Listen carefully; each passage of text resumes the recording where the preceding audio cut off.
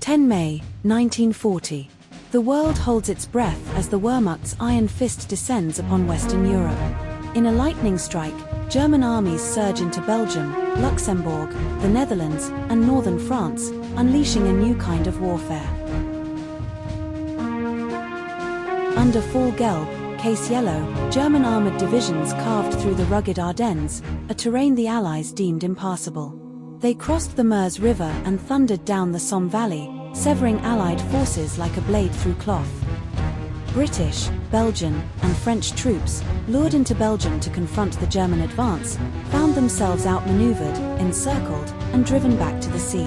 At Dunkirk, a desperate miracle unfolded.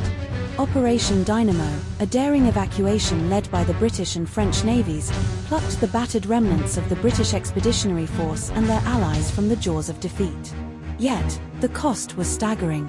Scarcely a month later, on June 10th, the Nazis unleashed full rot.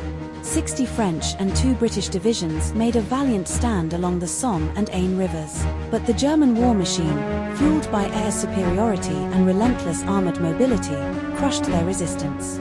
Italy, sensing opportunity, joined the fray, invading southern France.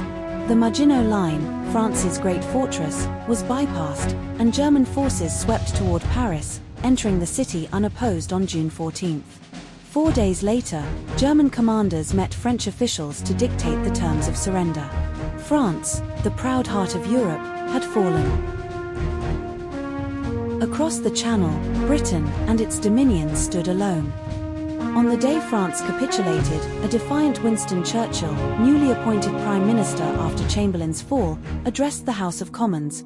What General Wehrmacht called the Battle of France is over. I expect that the Battle of Britain is about to begin. For 10 months, from July 1940 to May 1941, the Battle of Britain raged. The Luftwaffe, aiming to force Britain to its knees, began with strikes on coastal convoys and ports, before shifting focus to crippling RAF fighter command, hammering airfields and infrastructure. Factories fell, cities burned, and terror bombing struck at the heart of British resolve. The Blitz, a relentless campaign of nighttime raids, tested Britain's endurance. Yet, the RAF held firm, and their pilots denied the Luftwaffe the victory Hitler craved.